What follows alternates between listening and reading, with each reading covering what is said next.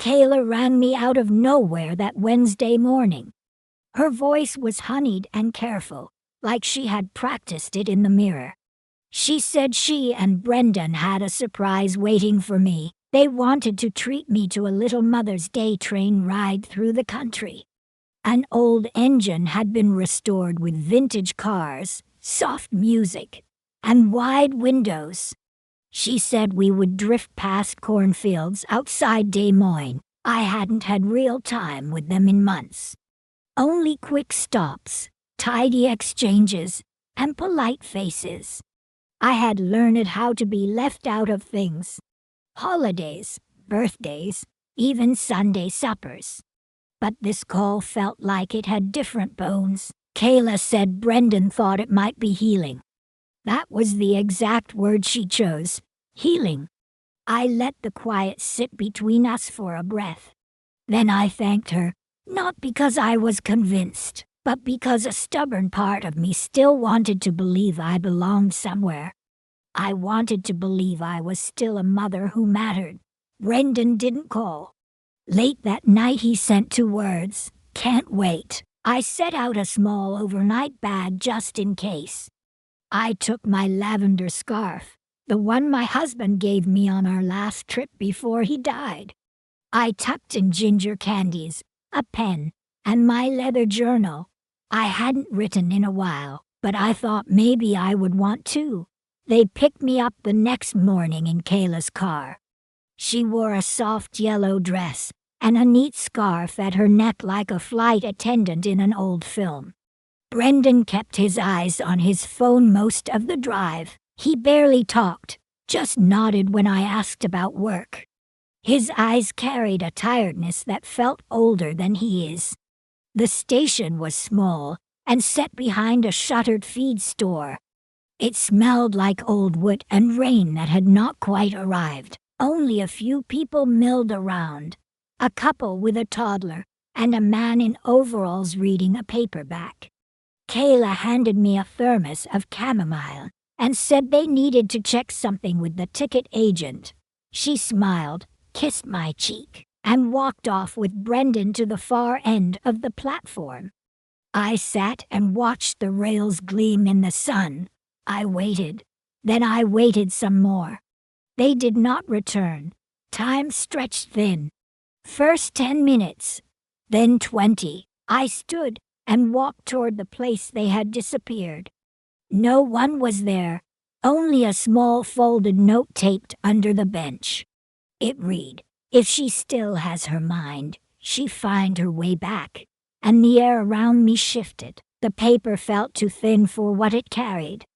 I stood on the platform and let the words settle in my chest like stones. If she still has her mind, she find her way back. I read it once, then again. My fingers tightened around the page, but I did not tear it. I folded it with care, not because it was worthy, but because it was evidence. It proved I had not imagined what had just happened. The station was quiet except for the soft scrape of the train pulling away. I looked for their car, hoping somehow it was still parked there. It was gone, just like that. No phone, and no purse, and no ride. Only a thermos and my scarf. I went back inside the station. It was hardly more than a room, 2 benches, a corkboard with faded flyers, and a vending machine blinking red.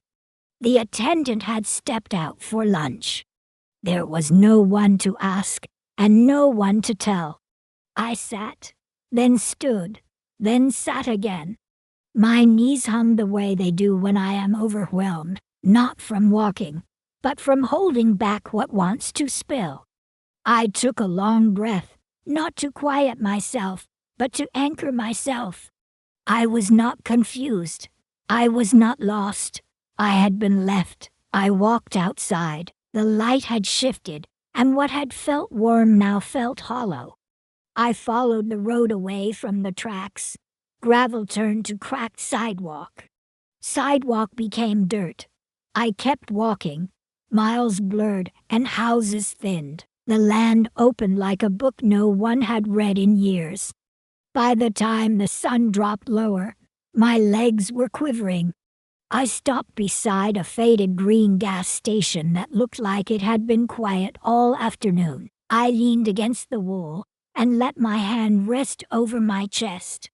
A pickup rolled up to the pump, and a man in flannel stepped out with his keys. He moved the way a person moves when joints remember more than muscles do. He glanced at me and gave a small nod. He filled his tank without a word. When he passed me to go inside, he slowed. I could feel him taking me in, not with pity, but with recognition. "You from around here?" he asked, his voice even. I did not answer right away. I met his eyes and said, "I was left at the station." He nodded like he had expected that answer. "I know the one," he said. "I used to work there before they cut hours." "You need a ride somewhere?" I paused and said yes, not because trust came easy, but because it was the only trust I had left to give. He opened the passenger door. I climbed in. He did not pry. He turned the key and let the quiet carry us. For the first time since morning, I did not feel invisible. Home was not next, but I was not stuck in place anymore. The truck moved steady along a narrow country road with late light laying long shadows across the dash. I leaned back and felt the heat vents on my shins. My legs ached, and my back throbbed from the hours on foot. My thoughts were clearer than they had been in days. He told me his name was Harold. He did not add much, and I did not ask for more. The silence felt like two people who understood that words can crowd the truth. He stayed off the highway and took the back roads. Tall grass and old fence posts leaned like men who had worked a long shift. He drove like he knew every bend because he did. Every so often he glanced my way without turning his head.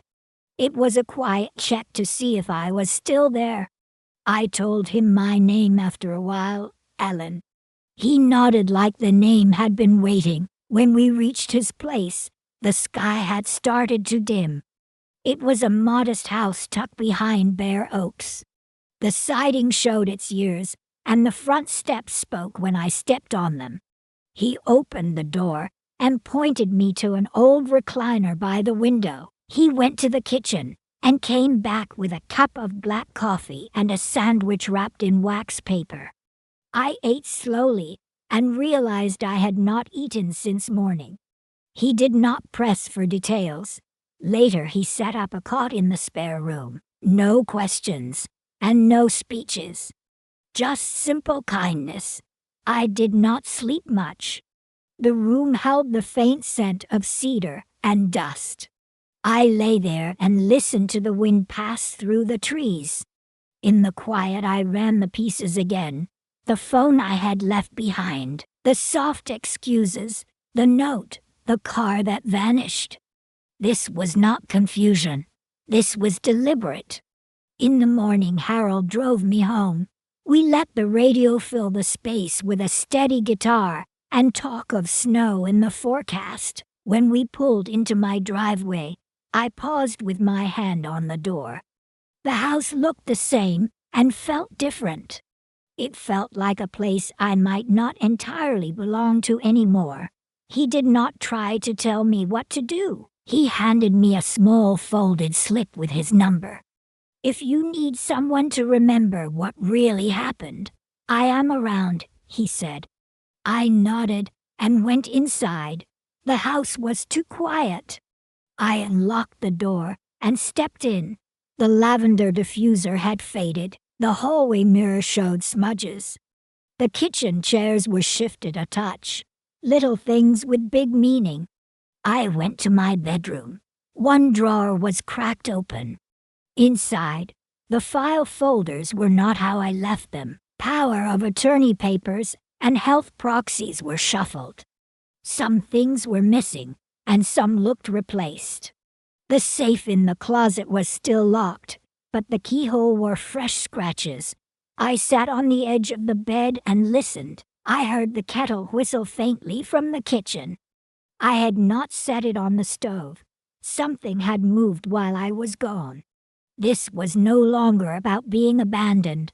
This was targeted. I had to choose whether to keep quiet or prepare for what I felt was coming. When Harold pulled into my driveway earlier, I felt it in my bones. It was not just the chill or the gray sky.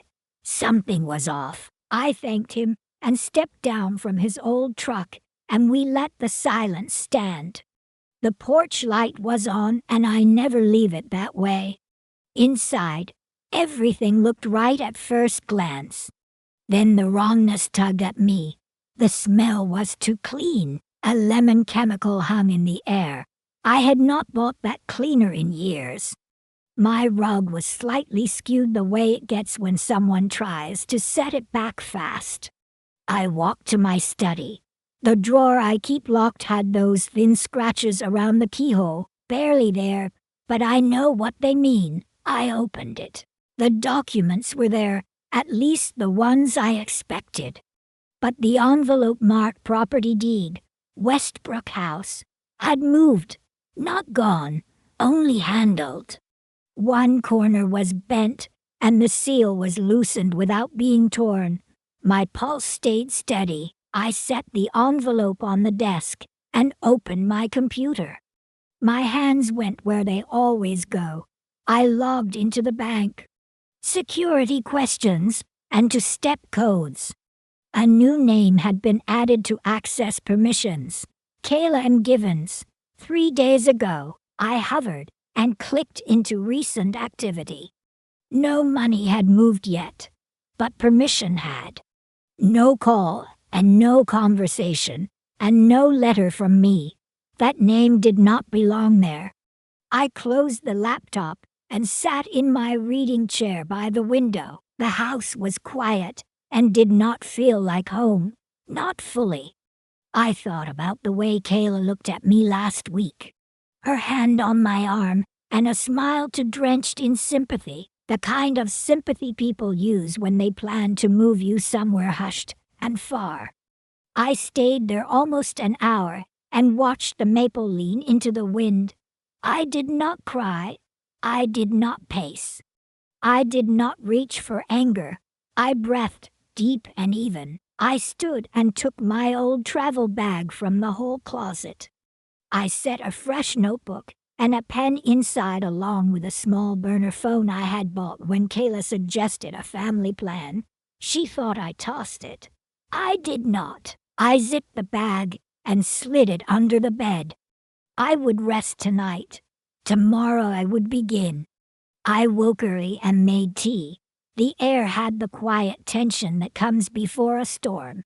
I sat by the window and opened the new notebook. On the first page I wrote the date in the corner. I began with facts, short and plain.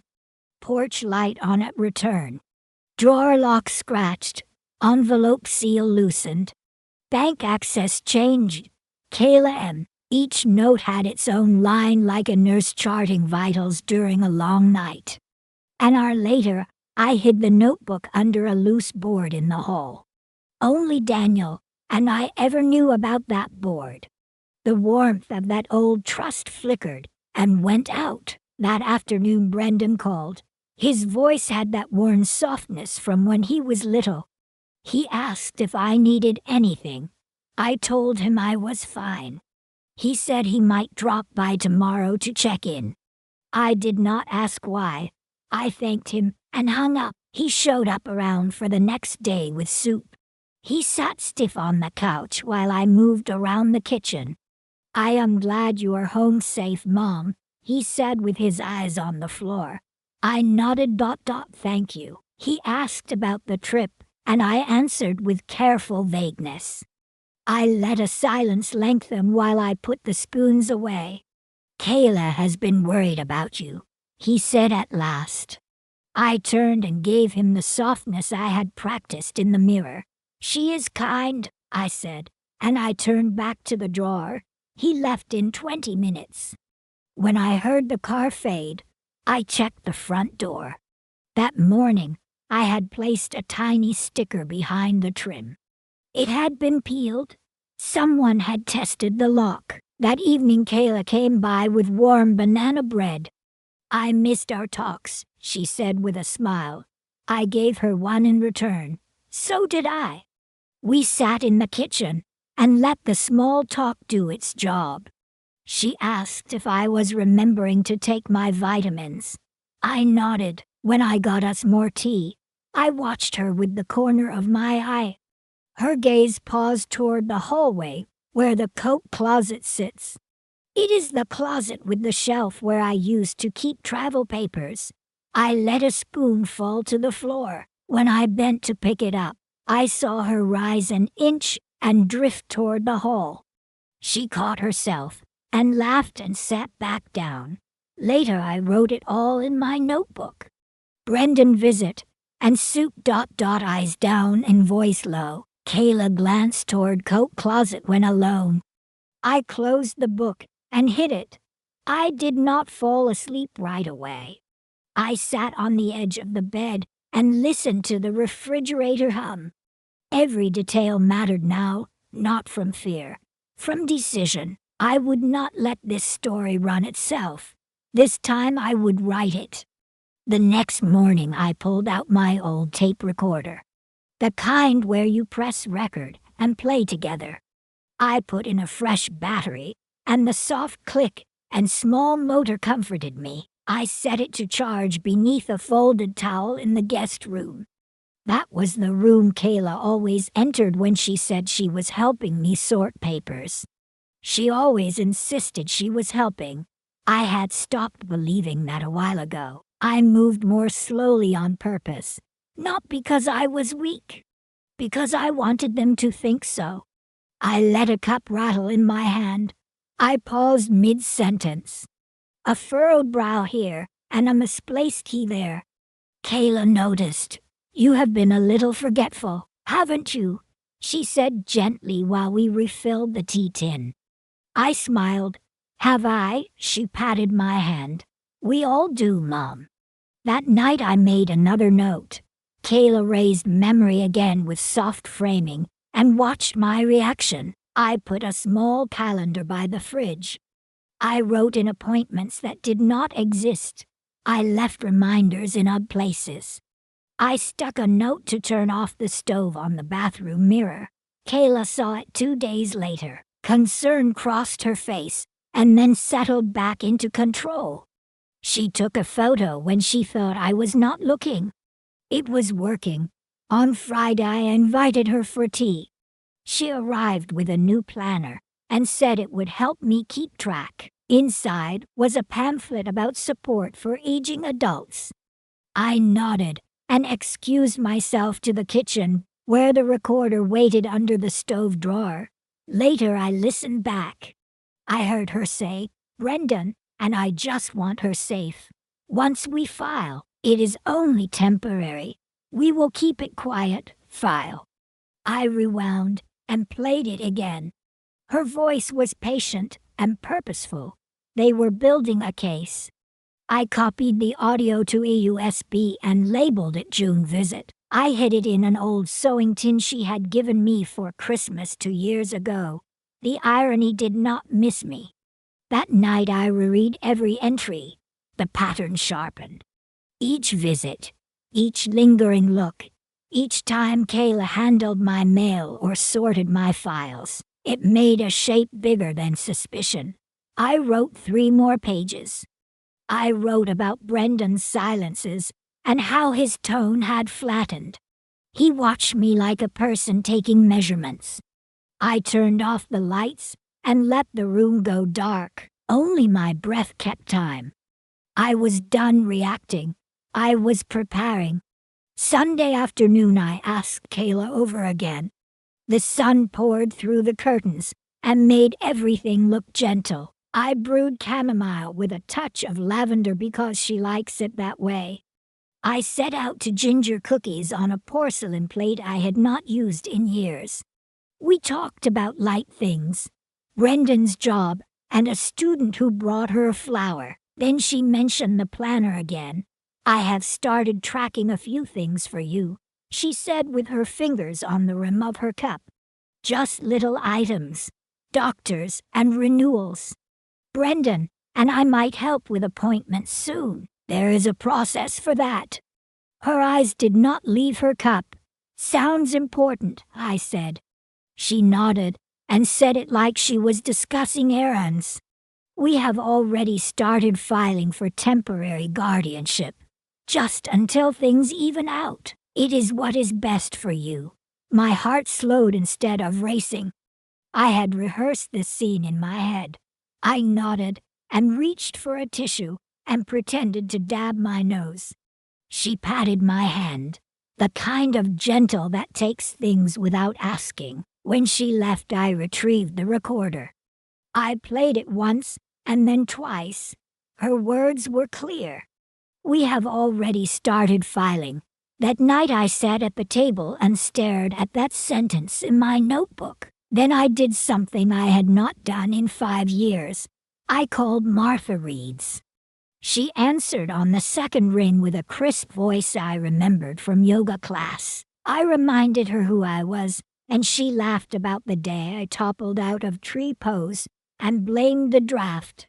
When I told her what had been happening, her tone changed. You have documents, she asked. I do, I said. And recordings, I added. Good, she said. Do not confront them. We will start with a freeze. The next day I met Harold at the diner. We had not talked much since he drove me home, but I had carried his steadiness with me. He listened and then nodded once. I have an extra lockbox and a spare key. I handed him the USB, the notebook, and a sealed envelope with my latest will. He slid them into his coat pocket like it was nothing and poured more coffee. We talked about the weather. There was no drama, just two people placing pieces where they needed to go. That night I slept through. I met Martha in a quiet room at the Senior Legal Center downtown. The building smelled like wood polish and old paper. She wore a gray blazer and flats like armor. When she saw me, her face softened. I gave her the USB, the notebook, and a printed copy of my will. She asked about a backup, and I told her Harold had one. She opened a legal pad and started writing. I told her everything, the station, the note, the files that were not how I left them. Kayla's calm talk of guardianship. Martha nodded and underlined. Coercive elder abuse, she said quietly. It is more common than people think, especially with a well-meaning son and a strategic daughter-in-law. She showed me a preemptive protective injunction. It is meant for when you suspect someone plans to push you aside. It does not accuse. It freezes movement until a hearing. I signed. Her hand covered mine when I hesitated. We will file under seal. They will not know it exists until they try to act. I thanked her, and she told me to keep my routine. Make it look like nothing has changed. I stayed in Harold's spare room, where the air smelled like pine soap and old clocks. He never asked for details. He made tea at night and oatmeal in the morning. He put my box in his workroom, and I noticed he had added a lock to the back door. One afternoon, Brendan called while I sat on the porch. His voice was light. He asked how I felt and if I needed anything. He mentioned Kayla had set up a meeting at the bank to go over a few things. I told him I appreciated their care and that I trusted their judgment. That is good, Mom, he said. We just want things in order. The next morning, Martha called to say the court date was set quietly for 3 weeks out. Until then, I was to play it slow, look uncertain when asked, say thank you when they brought soup, let them rest in the story they had written for me. So I did. I went to brunch with them that weekend, and sat across from Kayla while she planned a beach trip. I laughed at a story about her students and asked about their garden. That evening I caught her glancing into my office again. I offered tea, and she said she was tired. I smiled and let her go. I went back to Harold's and sat with the quiet. I was not angry. I was not even sad. I was steady. The pieces were moving, and they did not know the board had changed. Brendan showed up just after noon without calling. I had finished watering the porch ferns. I heard his tires on the gravel. I thought about not opening the door. I dried my hands and let him in. He wore a pressed polo and carried a paper bag from the bakery I used to favor. He smiled with a tightness at the edges. His eyes scanned past me into the rooms. We sat in the sunroom, where the light was kind. He started with small talk, how Harold was doing, and if I noticed the hydrangeas. Then he leaned forward with his elbows on his knees. He asked if I had been forgetful. Kayla said I had misplaced my keys. I told him I did once and found them right after. He nodded like he had recorded that answer in advance. Then he asked if I remembered my online banking passcode. I held his gaze for a long moment. I said I had written it down somewhere and could not recall it offhand. His face did not change, but his shoulders loosened. He shifted back to the script. He said Kayla had talked with someone at the bank about streamlining things in case I needed help with bills. His tone was easy. His words were rehearsed. I asked if he was all right. He hesitated and said work was unstable and the market was shifting. He was not sure how long his job would hold. There it was. I nodded and said I knew times were hard. He smiled with relief and then told me a consultant was helping them with future planning. He said some paperwork might arrive. He told me not to be alarmed. I asked if this was about medical directives. He said yes, and something else. He used the phrase, act in your best interest. That was the moment the line became clear. My son had stepped over it. Maybe he thought he was protecting me. Maybe he convinced himself I would not notice. After he left, I sat in the quiet and let the distance settle. It was not anger. It was a long, slow distance that finally reached the end of itself. He had not come to check on me. He came to measure. That night I texted Martha from Harold's phone. I told her we needed to move faster. Brendan was no longer unsure. He was part of it, and that changed the shape of things.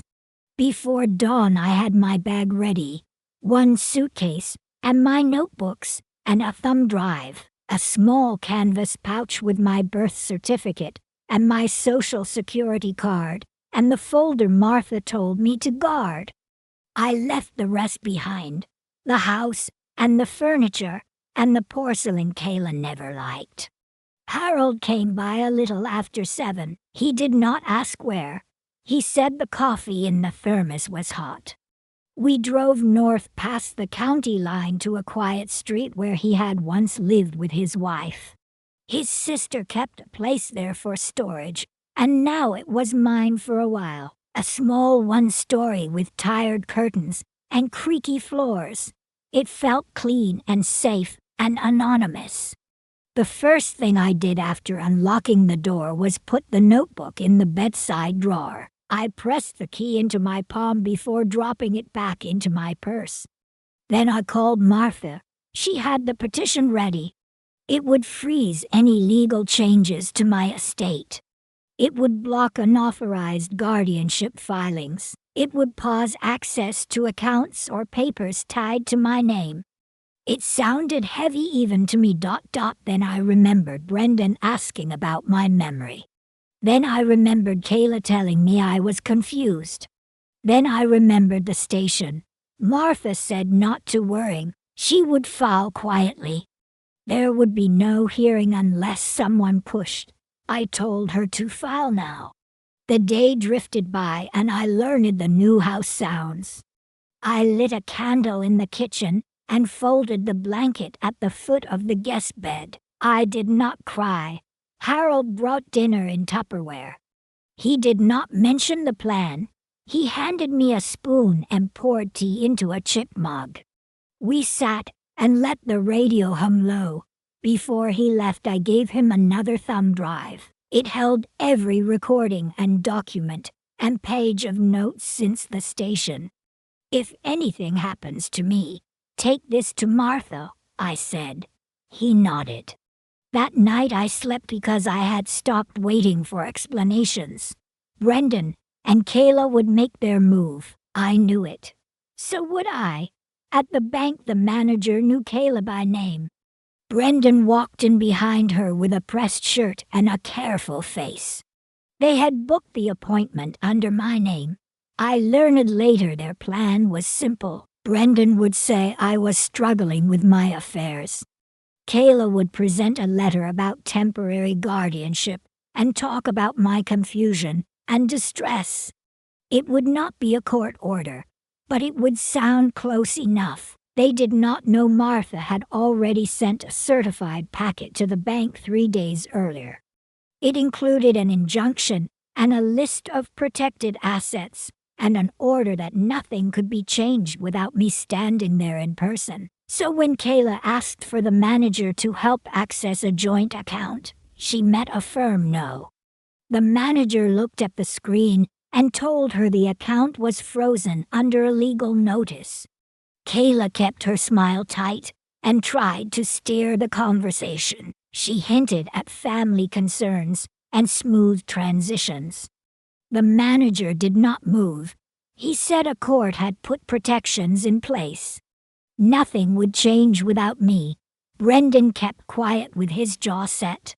Kayla pressed harder, and her voice climbed a notch. She set their letter on the desk like it could act on its own. The manager shook his head. Security came when Kayla would not leave. Brendan muttered about confusion and tried to patch the moment. The plan fell apart at the start. Back at Harold's, I sat by the window when Martha's message came through.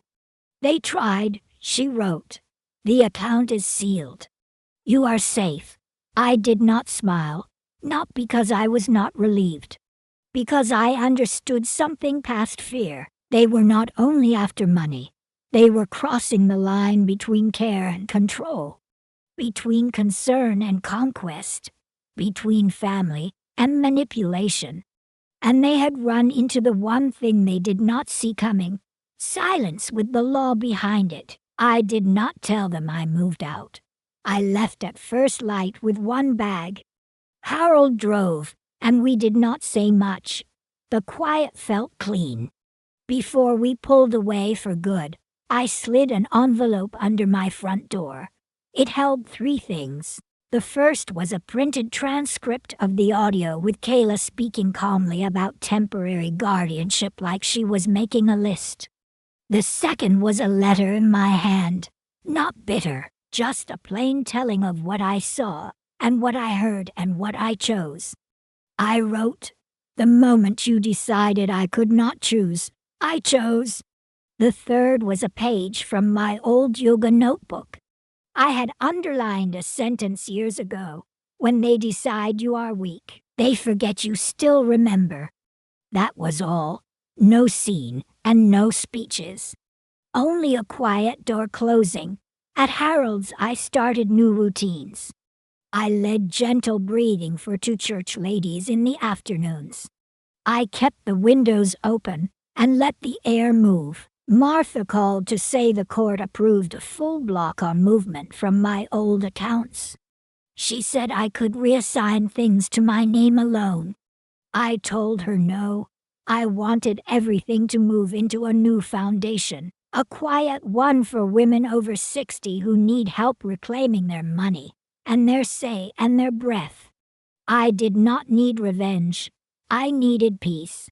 Peace came from choosing to stop waiting for an apology that was never coming. If your silence has ever been mistaken for weakness, or if someone close to you tried to trim your life down behind a smile. I hope this reminds you that dignity does not have to raise its voice. Sometimes it picks up its bag and steps through a doorway and does not come back. If any part of this settled in your chest, I would like to hear from you. Tell me your stories or your thoughts, or send a small quiet word. You are not alone.